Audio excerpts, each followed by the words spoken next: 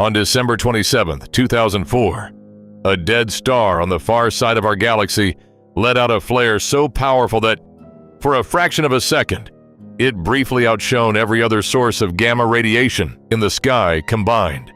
It was 50,000 light-years away, more than halfway across the Milky Way, and it still hit Earth hard enough to visibly compress our upper atmosphere, disturbing radio signals for several minutes in broad daylight, with no warning at all. That object is called a magnetar, a dead star with the most powerful magnetic field ever measured anywhere in the universe. We've covered 6 threats in this series. Some gave us years of warning.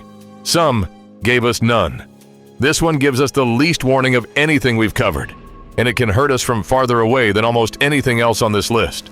So here's the question that closes out this entire series. When a threat is this fast, this far-reaching, and this poorly understood, is there still something worth doing about it? Welcome back to Space Won't Win. Over 6 episodes, we've deflected an asteroid, braced for a solar storm, outlasted a beam of light with 0 warning, watched a star for decades before it could hurt us, found a way to detect the invisible, and adapted a whole survival plan to a threat that gave us months instead of years. This is the last one.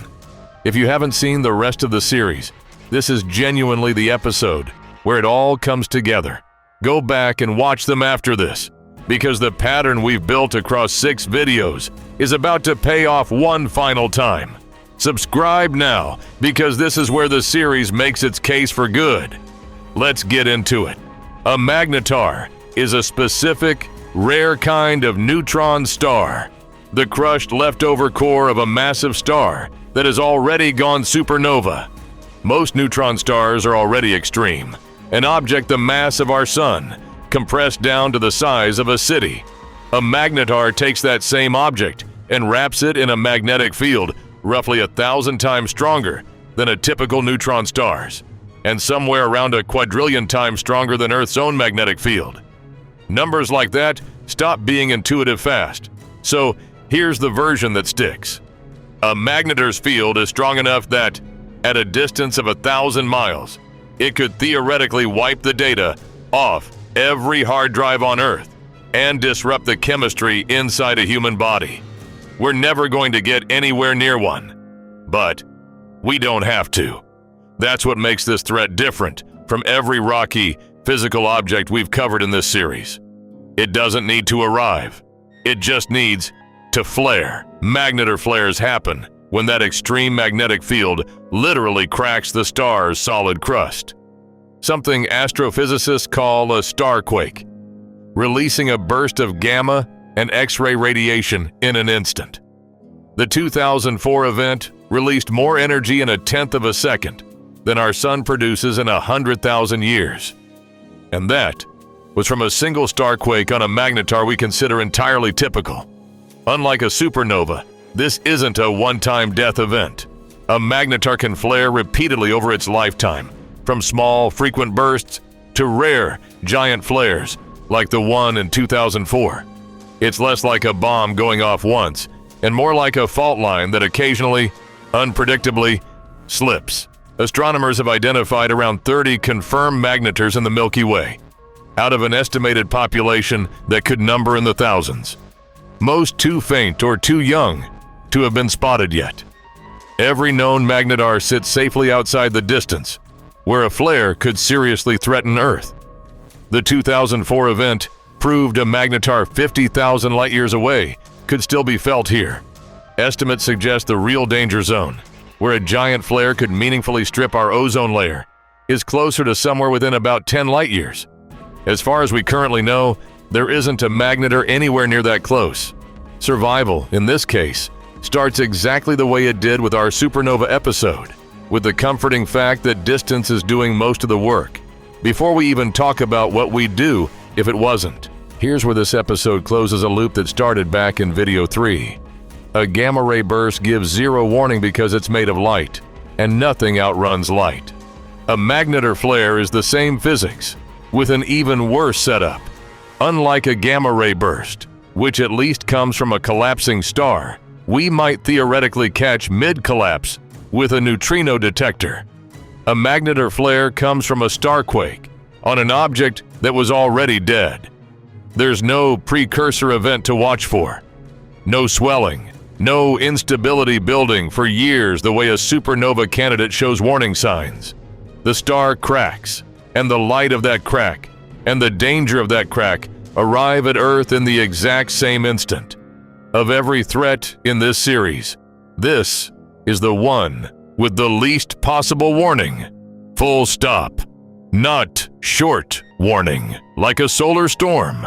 Not narrow beam warning, like a gamma ray burst. None. And if that sounds like the end of the conversation, remember how video 3 actually played out. With a gamma ray burst, we learned the initial flash isn't the thing that determines survival. The atmosphere absorbs it, and the real danger is the slow-burning ozone damage that follows over months. A Magnetar flare works the same way, for the same physical reason. Earth's atmosphere is remarkably good at soaking up high-energy radiation before it reaches the ground. The instant of the flare passes almost unnoticed by anyone standing outside. What actually threatens people isn't the burst. It's what the burst leaves behind in the sky above them. And that part, just like every other threat in this series, unfolds slowly enough to do something about. If a giant flare from a much closer Magnetar ever hit Earth, the mechanism is now familiar if you've watched this series in order. Gamma radiation striking the upper atmosphere would trigger chemical reactions that strip away a meaningful percentage of our ozone layer, letting through more ultraviolet light than the surface is built to handle. It's the same core danger as a gamma ray burst and a nearby supernova. A multi-month ecological event, not an instant one, that damages crops, stresses marine food chains through UV-sensitive phytoplankton, and raises long-term cancer and cataract risk across the population. The difference here is speed of onset.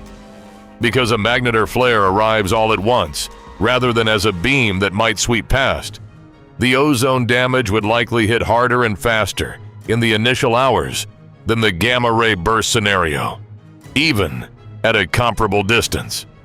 Here's the genuinely new wrinkle this episode adds to the series. A Magnetar flare's radiation arrives fast enough and hot enough to directly damage satellite electronics and briefly ionize part of Earth's upper atmosphere, which is exactly what the 2004 event did, disturbing radio propagation worldwide for several minutes, even from 50,000 light-years out.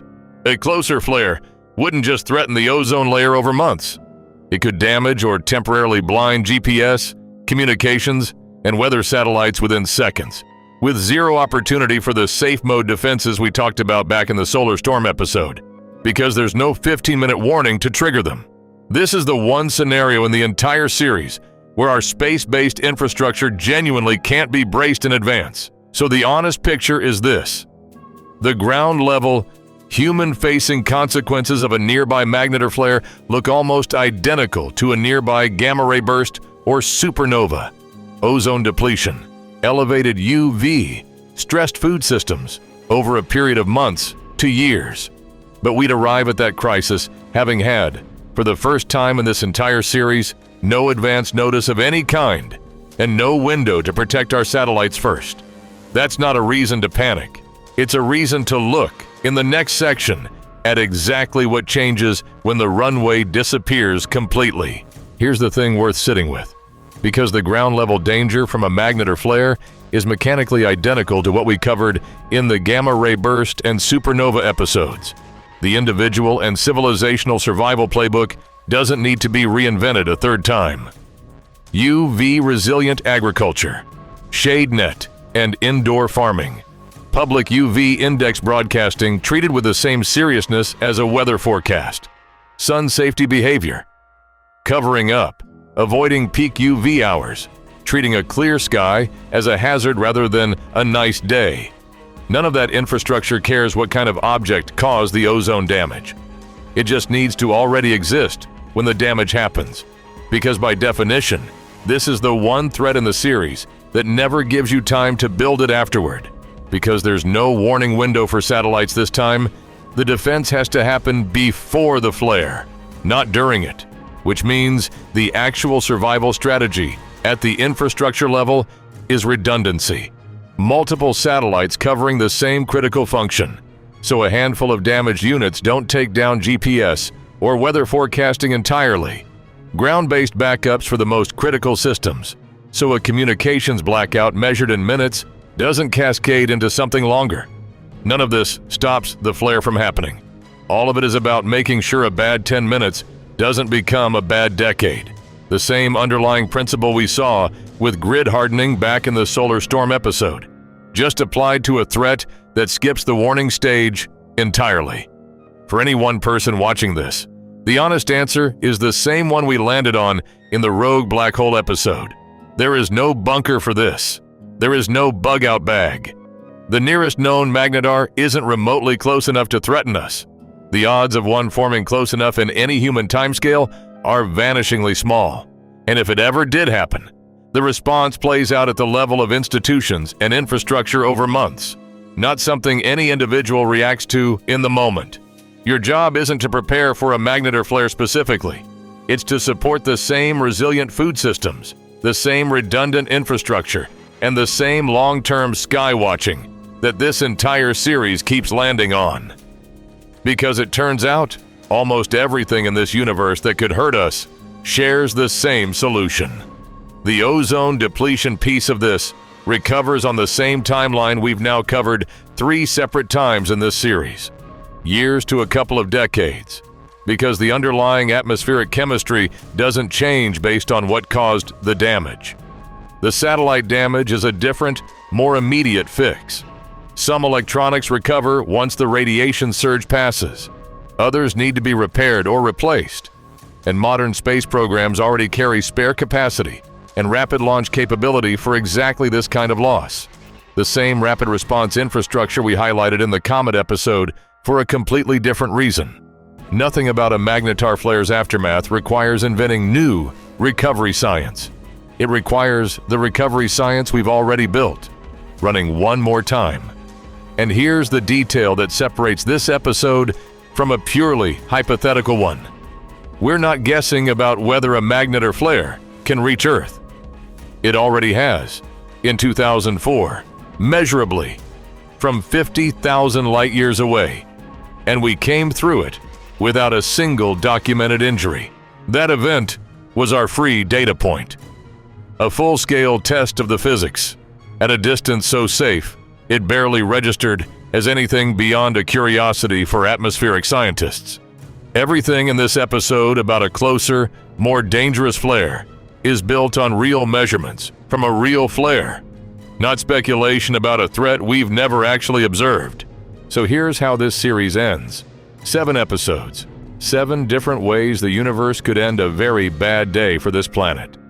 A rock we can physically deflect, a storm we get 15 minutes to brace for, a beam of light that gives us nothing but usually misses anyway, a star we watch for decades before it dies, a black hole we learn to see by looking at everything around it instead, a comet that compressed years of warning into months, and now a flare from a dead star that gives us no warning at all, and still, somehow, isn't the end of the story.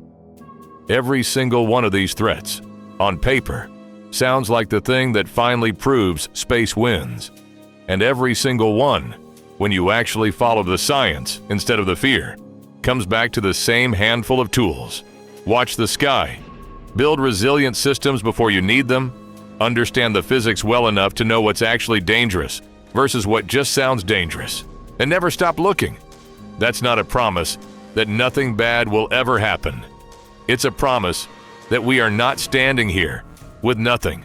For the first time in the 4.5 billion year history of this planet, one species built telescopes, satellites, spacecraft, seed vaults, and detection networks specifically so that the universe would have to work a lot harder to end us than it used to. Space keeps throwing everything it has. We keep finding out we already had more of an answer than we thought. That's the whole series, in one sentence. Space won't win. That's the last threat on the list. And it turned out to be the one with the least warning and the least mercy, and we still walked out of it with a plan.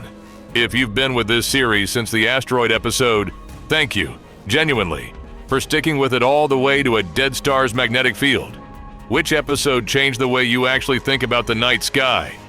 The asteroid we already deflected. The solar storm we've already survived twice. The black hole we learned to see by its shadow. Or this one? Let me know in the comments. Go back and watch the Space Will Kill You series if you haven't, because everything in this series was built to answer the questions that one raised. And if there's a threat from that original series you think deserves its own survival episode, tell me. This may be the last video, but it doesn't have to be the last word. Thanks for watching. Space won't win.